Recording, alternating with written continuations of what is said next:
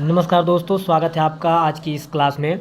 आज की क्लास में मैं आपके लिए इंग्लिश का एक मॉडल पेपर लेकर के आया हूं। यानी आज की क्लास आपके लिए बहुत ही ज़्यादा महत्वपूर्ण होने वाली है अगर आप यूपी बोर्ड से क्लास 10 का पेपर देने वाले हैं। तो वीडियो को बहुत ही ध्यान से लास्ट तक देखिएगा और चैनल पर नए हैं तो चैनल को सब्सक्राइब जरूर कर लीजिएगा, क्योंकि इस चैनल पर कंटिन्यू आपके बोर्ड एग्जाम की तैयारियाँ चल रही हैं। तो देखिएगा, सबसे पहला जो सेक्शन आपका होगा वो एक पैराग्राफ दिया गया होगा, जैसा कि यहाँ पर लिखा हुआ है क्वेश्चन 1 2 3 यानी 1 से 3 तक।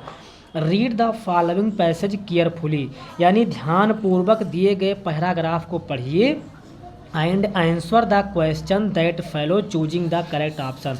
और जो नीचे प्रश्न दिए गए हैं उनमें सही विकल्प को चुन करके टिक करना है। ठीक, बिल्कुल ऐसा ही प्रश्न पत्र आपके बोर्ड एग्जाम में आएगा। जो पहला होगा वो एक पैराग्राफ दिया गया होगा पहले प्रश्न में, और नीचे इस तरह से 3-4 विकल्प लिखे जाएंगे, तो उनका उत्तर आपको ढूंढ करके इसी में से लिखना होगा। तो जैसा कि आप देख पा रहे हैं कि पहला क्वेश्चन आपका है कि Ishwar Chandra was a man of एक्सप्लेरी, ठीक है ना, एग्जाम्पलरी। तो यहाँ पैराग्राफ को आपको पढ़ करके इसका आंसर जो है क्या करना है, ढूंढना है और बताना है कि कौन सा आंसर इसमें से सही हो जाएगा। तो याद रखिएगा कि पहले वाले में ए मैन सही है। क्या सही है? A man. यहाँ पर जब आप ढूंढेंगे तो आपको यहाँ पर देखिए लिखा हुआ मिल जाएगा। अगला है ही वाज ए एक्सट्रीमली, फिर डैश है, फिर यहाँ पर क्या भरा जाएगा, तो यहाँ पर भरा जाएगा ए ड्यूटीफुल। ये भी आपको इसी पैराग्राफ में लिखा हुआ मिल जाएगा। जब आप पैराग्राफ को ध्यान से पढ़ेंगे तो ये भी आपको इसी पैराग्राफ में मिल जाएगा। इस बात को आप याद रखिएगा, अपने मन से आपको नहीं करना है, इसी पैराग्राफ से देख करके ही इसका आंसर करना है। इसी तरह से जो तीसरा क्वेश्चन है कि when the applied leave to his superior officer he, तो यहाँ पर रिफ्यूज्ड सही है और ये भी विकल्प में दिया गया है। ठीक है, ये देखिए ये रिफ्यूज्ड लिखा हुआ है ना, यही यहाँ पर क्या कर देना है, भर देना है। इसके बाद गाइस देखिएगा कि अगला क्वेश्चन आपका है कि choose the correct option to answer the following. ठीक है, चूज मतलब पहचानना है, करेक्ट ऑप्शन यानी सही विकल्प को। सही विकल्प को आपको पहचान करके इसमें भरना है। तो देखिए पहला क्वेश्चन है कि सी इज टीचिंग रोहन एंड, तो यहाँ पर हो जाएगा हरसेल्फ। ठीक है, अगला क्वेश्चन आपका है कि I went to market to buy umbrella. Umbrella में क्या करें, दा भरें, एन भरें, ए भरें, या फिर इनमें से कोई ना भरें। ठीक है, तो याद रखिएगा कि जब डैश डैश के बाद, यानी कि डैश डैश के बाद में अगर यहाँ पर जो वर्ड है अगर उसका उच्चारण करने में आ निकल रहा हो मुंह से, तो वहाँ पर हमेशा आयन भरा जाता है। जैसे अम्ब्रेला, अम्ब्रेला में आ रहा है तो इसलिए यहाँ पर आयन भर दिया जाएगा। ठीक है, इसके बाद आगे समझते हैं आगे प्रश्न क्या होने वाला है। देखिएगा ध्यानपूर्वक। देखिए अब छठा प्रश्न आपको क्या दिया गया है। छठा प्रश्न आपको दिया गया है कि how dash dash fruit do you eat in an average day. ठीक है, तो यहाँ पर हो जाएगा मैनी, यानी बहुत सारे। ठीक है, अगला है कि rearrange the word plutters to make a meaningful sentence, यानी यहाँ पर आपको विकल्प दिए गए हैं और आपको बताना है कि इसमें से कौन सा विकल्प, यानी इनको रीअरेंज का मतलब होता है इनको सही तरीके से व्यवस्थित करना। ठीक है, ये वर्ड हैं जो कि उल्टे सीधे तरीके से लिखे गए हैं, इनको सही क्रम में व्यवस्थित करना है। तो व्यवस्थित कैसे होंगे, तो इसमें विकल्प जो आपका ए वाला है ये सही है, यानी कि the village people suffer from most of poverty, यही विकल्प आपका सही हो जाएगा, यानी ए विकल्प आपका बिल्कुल सही है। अगला 8 नंबर क्वेश्चन आपका है कि which word is correctly spelled, यानी इन सभी में चारों में बताना है कि किसकी स्पेलिंग सही है। ठीक है, तो याद रखिएगा कि इसमें जो पैटर्न है ये बिल्कुल सही लिखा गया है, इसके अतिरिक्त सारी स्पेलिंग गलत लिखी गई है। इसके बाद अगला प्रश्न आपका है कि read the passage given below and answer the question that follow.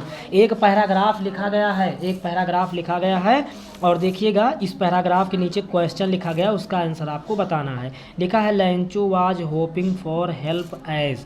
ठीक है, उसको क्या जो है ईश्वर से उसको क्या सहायता चाहिए थी। तो यहाँ पर जो विकल्प आपको सही होगा भैया, नन ऑफ द एबो, यानी इनमें से जो ऊपर दिए गए हैं इनमें से कोई भी नहीं। ठीक, अगला क्वेश्चन है कि what was Lencho going to do, यानी लेंचो ने क्या किया, वो क्या करने के लिए गया। तो write a letter to God, उसने ईश्वर के लिए क्या किया, एक पत्र लिखा। अगला क्वेश्चन आपका है based on your understanding of the prose lesson. Prose मतलब होता है जो आपका गद्यांश है, यानी जो प्रोज है, प्रोज से ये खंड लिया गया है, ये 3-4 विकल्प प्रोज से लिए गए हैं, इनका आंसर आपको बताना है। ठीक है, तो जैसा कि देख पा रहे हैं कि पहला प्रश्न आपका है कि who gave a part of his salary, यानी किसने अपनी सैलरी मतलब तनख्वाह का हिस्सा दिया था। तो भैया याद रखिएगा जो पोस्ट मास्टर था, पोस्ट मास्टर ने अपनी सैलरी का हिस्सा दे दिया था। अगला प्रश्न है हु सैंग निकोस्की सिकल द ओल्ड सॉन्ग, तो हो जाएगा द ब्लैक द वाइट, यानी कि both of A and B, यानी ए और बी दो। इसके बाद अगला क्वेश्चन आपका है 13वां कि who gifted a diary to Anne. Anne को कौन सी डायरी, यानी डायरी जो है वो किसने दी थी, एन को किसने डायरी दी थी। तो याद रखिएगा हर मदर, उसकी माता जी ने एन को डायरी दी थी। तो ये क्वेश्चन हो गए। इसके बाद आप अगला प्रश्न समझेंगे। अगला क्वेश्चन जो है आपका लिखा है कि read the following stanza carefully, यानी ध्यानपूर्वक आपको दिए गई स्टेंजा मतलब जो पोएम दी गई है इसको ध्यानपूर्वक आपको क्या करना है, पढ़ना है। और पढ़ने के बाद में the question that follow choosing the correct option, और नीचे जो आपके विकल्प दिए गए हैं उनमें से सही विकल्प आपको ढूंढकर उसका आंसर बताना है। यहाँ पर एक पोएम लिखी हुई है कि the way a crow shook down on me the dust of snow from a hemlock tree. नीचे विकल्प लिखे गए हैं। पहला विकल्प है कि what does the hemlock tree signify, यानी जो हेमलॉक पेड़ है वो किसका प्रतीक है, तो या ये हो जाएगा हैप्पीनेस। अगला है वेयर वाज द क्रोविंग सिटिंग, यानी जो कौवा है वो कहाँ पर बैठा था। तो याद रखिएगा वो जो बैठा था भैया वो बैठा था ऑन द ट्री, कहाँ बैठा था, पेड़ के ऊपर बैठा था। ठीक है, अगला क्वेश्चन आपका है कि based on your understanding the lesson in the book footprint without feet choose the correct option to the answer following question. नीचे आपके कुछ और क्वेश्चन दिए गए हैं जो कि प्रोज पोएट्री सप्लीमेंट्री से तीनों से मिला करके दिए गए हैं, इनका आंसर आपको बताना है।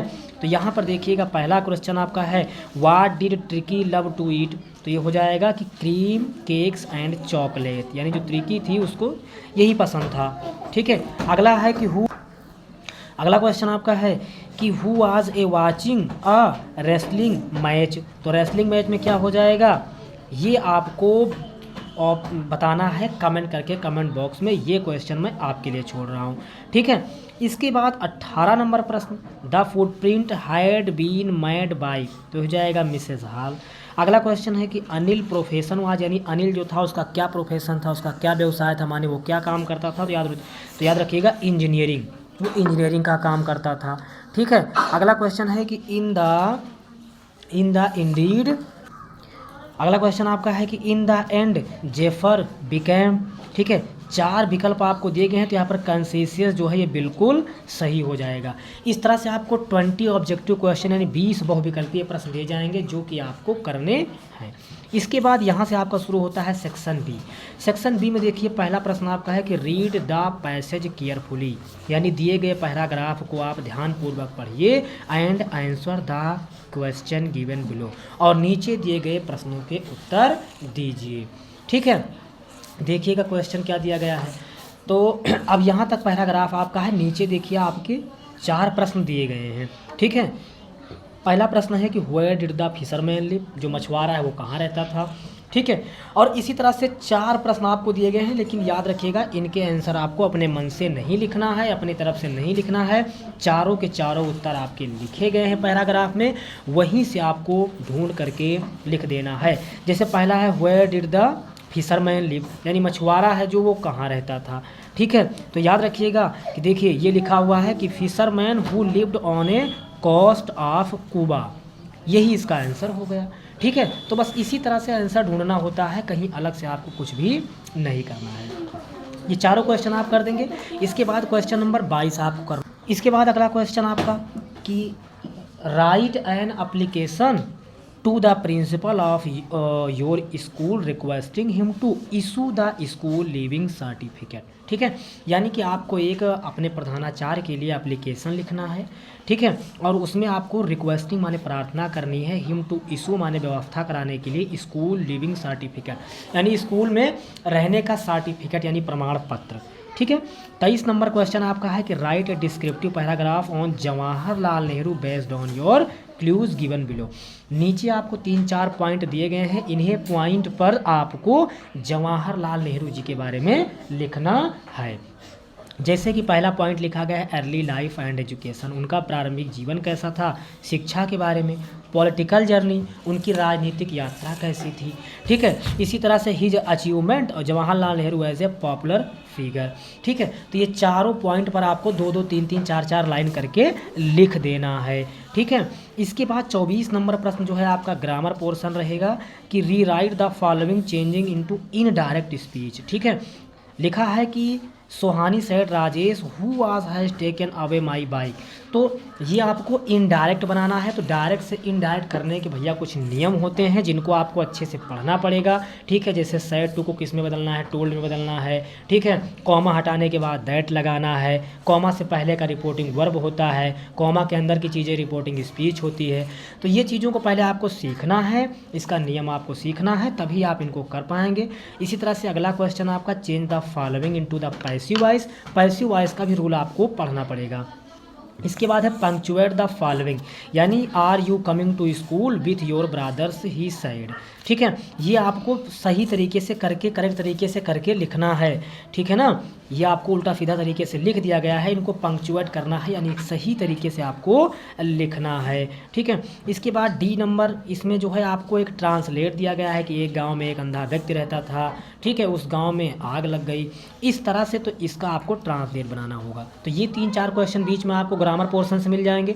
इसके बाद आपका फिर से प्रोज से क्वेश्चन आ जाएगा, answer the following in 30 to 40 word each, यानी लगभग 30 से 40 शब्दों में आपको इसका आंसर देना है। जैसे कि व्हाई वाज लेंचो सैड, यानी जो लेंचो है वो दुखी क्यों था। तो आप सब जानते हैं कि जो है बरसात आई और जिसके साथ ओले पड़े उसकी सारी फसल बर्बाद हो गई, इसी वजह से लेंचो दुखी था, ठीक है।